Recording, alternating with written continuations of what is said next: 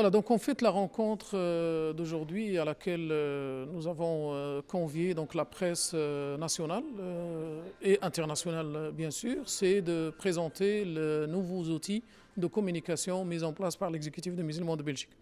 Nous avons, depuis mon arrivée bien sûr à la tête de cette institution, nous avons lancé beaucoup de chantiers, à savoir la réforme donc, des programmes de l'enseignement, la formation pour les conseillers islamiques dans les prisons et dans les hôpitaux, la formation pour imams, surtout au niveau linguistique, au niveau civil, au niveau citoyen.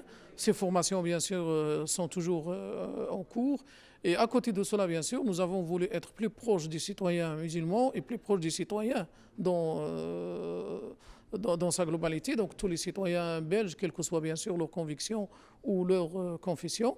Nous avons donc voulu moderniser nos outils de communication et aujourd'hui, donc à cette conférence de presse, nous avons lancé le site internet de l'exécutif du musulman de Belgique, le nouveau site, accessible bien sûr à tout le monde, avec un nouveau logo.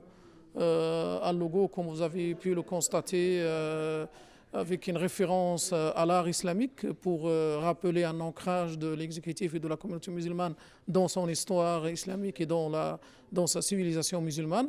La carte de la Belgique pour rappeler justement que l'exécutif des musulmans de Belgique travaille et œuvre pour un islam contextualisé, un islam de Belgique, un islam en phase avec notre contexte et notre cadre sécularisé donc de la société belge, et une couleur or, donc une couleur donc dorée de la carte, et qui évoque la richesse de notre pays, la Belgique, la richesse multiculturelle, la richesse multiconfessionnelle, ce pluralisme et cette diversité donc, qui caractérise notre pays, avec l'apport bien sûr des différentes composantes de notre société, y compris donc l'islam. Ça évoque aussi la richesse de l'islam, sa richesse culturelle, sa richesse civilisationnelle. Et ça évoque aussi le rayonnement, la lumière qu'apporte l'islam donc à la société, mais ça nous renvoie, nous aussi en tant que musulmans, à l'âge d'or de l'islam, à l'islam des Lumières, qui nous rappelle justement cette époque de l'histoire où l'islam a favorisé l'essor de sciences, a participé au progrès humain, au progrès de la civilisation humaine, et il est capable encore d'être un acteur important dans ce cadre-là, dans la promotion de valeurs humaines et de valeurs universelles. Et c'est en même temps, lorsqu'on évoque donc cette lumière et ce rayonnement, nous rejetons donc tout sectarisme et toute lecture ou approche apocalyptique, bien sûr, de l'islam ou obscurantiste donc de notre religion. Donc nous voulons par là, bien sûr, être proches des citoyens, favoriser le dialogue entre toutes les composantes de notre société.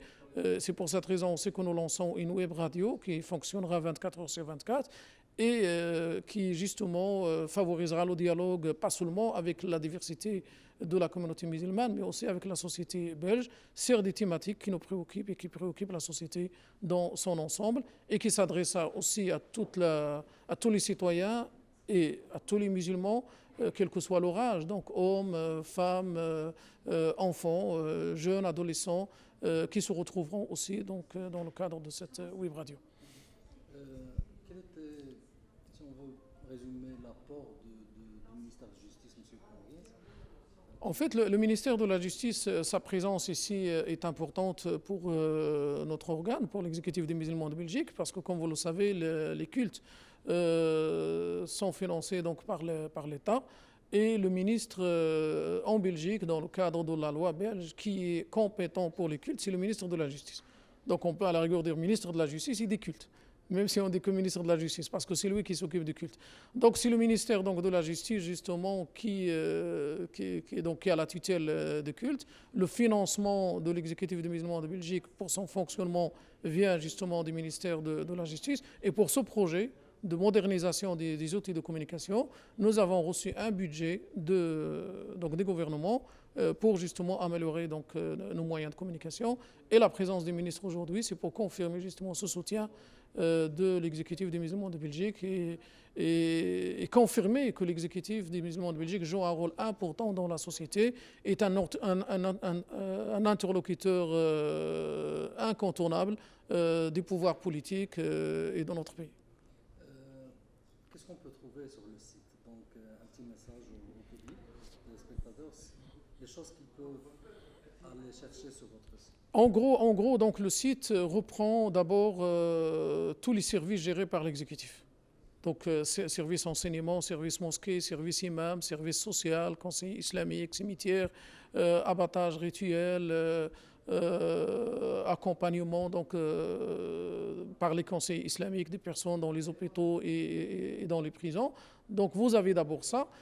Puis on va retrouver donc des brochures qui expliquent ces différents services, comment ils fonctionnent, si on a besoin d'informations sur l'enseignement, si on a besoin d'informations sur les mosquées, si on a besoin d'informations sur les imams. On a la charte des imams par exemple qui est sur le site où les citoyens, n'importe quel citoyen peut y avoir accès et voir comment fonctionne donc à ce niveau-là donc le rapport entre imam et l'autorité du culte.